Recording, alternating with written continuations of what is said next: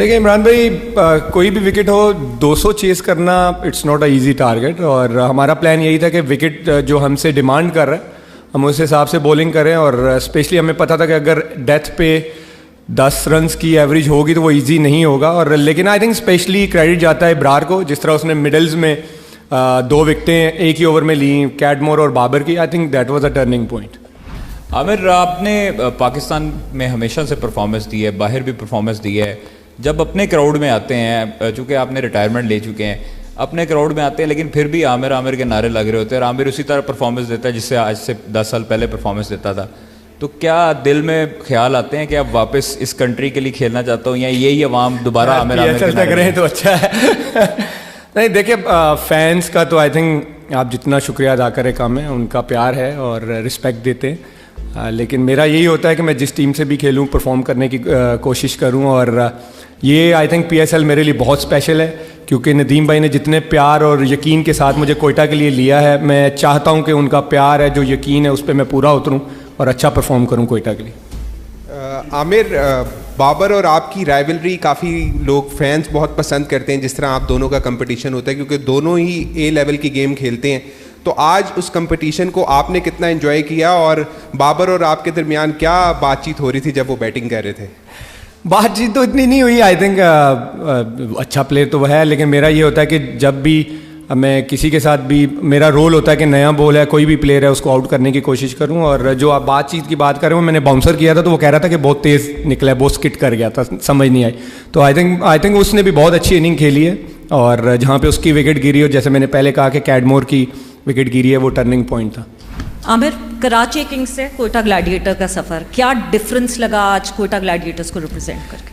देखिए, पहले तो मैंने कराची के साथ 8 साल बहुत अच्छे गुजारे हैं। सलमान भाई ने भी बहुत प्यार दिया, लेकिन कोयटा भी एक ऐसा है कि जैसे मेरे लिए एक होम फीलिंग है, क्योंकि नदीम भाई wanted me to play for Quetta from day one। और जब I was coming back from to the cricket, तो मैं grade 2 भी उनके उमर एसोसिएट से खेला था, और day 1 से उनका चाहता है कि मैं PSL कोयटा से खेलूं। और मैनेजमेंट, क्योंकि आज़म भाई इनके साथ भी मेरा बड़ा अच्छा एक्सपीरियंस रहा, और नदीम भाई हैं ही एक, मैं तो कहता हूँ वो लव है, जितना वो प्यार दे रहे हैं, मैं फिर वही कह रहा हूँ कि मैं आई होप कि मैं उस प्यार पे और उस यकीन पे पूरा उतरूँ कि इस PSL में अच्छा करूँ उनके लिए।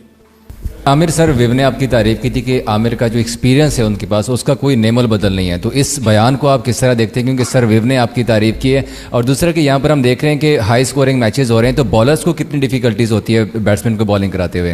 देखिए, पहले तो कोई भी आपके लिए कोई बड़ा प्लेयर मार्क्स देता है तो आपके लिए एक प्राउड मोमेंट होता है, और he is legend, everybody knows.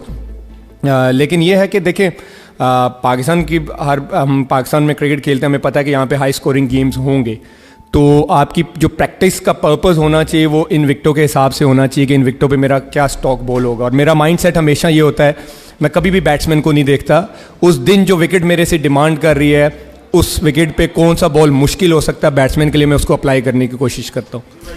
जी, अस्सलाम वालेकुम Aamir, this is Bairam Qazi from grassroots cricket. सबसे पहले मुबारकबाद जीत पे और अच्छी परफॉर्मेंस पे। न्यू बॉल से तो आपका पहले ही बहुत बड़ा नाम था और आपने फिर से अच्छा परफॉर्म किया। आज डेथ में भी शानदार बॉलिंग कराई, ना सिर्फ आपने बल्कि सारे कोयटा के बॉलर्स ने। तो डेथ बॉलिंग पे कोई खासा काम हो रहा है?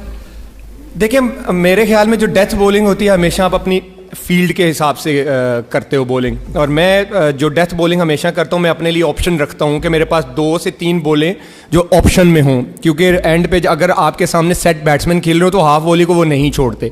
तो मैं हमेशा अपनी फील्ड को एडजस्ट करने की कोशिश करता हूँ कि मेरा जो फील्ड है उसको यूज़ करूँ, मैं उस हिसाब से बॉल करूँ। आमिर भाई, आपने बड़ी एक्सेप्शनल बॉलिंग की आज, लेकिन दूसरी तरफ मोहम्मद वसीम को काफ़ी मार पड़ी, क्या वजह है? उन्होंने वेवर्ड बॉलिंग की ज़्यादा? नहीं, आखिरी 2 ओवर उसने बहुत अच्छे किए हैं, और पहला देखे गेम है टूर्नामेंट का, और विकेट बहुत अच्छा था ऑनेस्टली। कोई ऐसा दिन आएगा मुझे भी पिटाई होगी ऐसे अच्छे विकेटों पे, कुछ पता नहीं चलता। T20 it's all about batsman, मैं हमेशा ये कहता हूँ। लेकिन एज अ बॉलर आपको अपने प्लान्स का पता होना चाहिए कि आज के दिन जो विकेट मेरे से डिमांड कर रहा है, और अपने आप को आप बैक करें, तो आई थिंक ईजी हो जाता है थोड़ा।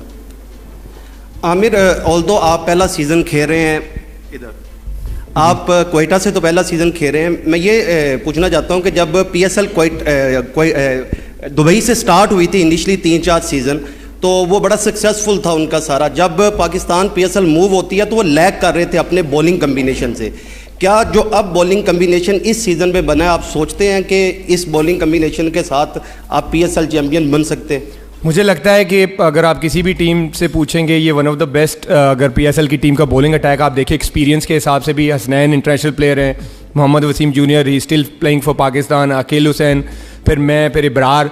तो आई थिंक हमारे पास कोई एक्सक्यूज़ नहीं है। और बॉलिंग यूनिट अगर आप एज अ बॉलिंग यूनिट बात करें तो आई थिंक कोयटा की one of the best bowling है। आखिरी सवाल है। आमिर भी नो डाउट कि एक अच्छा मैच हुआ। आपको क्या लगता है कि जहाँ पे साइम रन आउट हुए हैं, अगर साइम रन आउट ना होते तो सिचुएशन डिफरेंट हो सकती थी? इस साइम आपको पता है कि वो डेंजरस प्लेयर तो है, लेकिन जैसे मैंने पहले कहा कि बाबर और कैडमोर जहाँ पे एक ओवर में दो आउट हुए, वो टर्निंग पॉइंट था, क्योंकि वो दोनों अच्छा 8-9 हर ओवर में कर रहे थे और इस विकेट पे मुझे लगता है 9-10 की एवरेज कुछ कहती नहीं थी, वो टर्निंग पॉइंट था।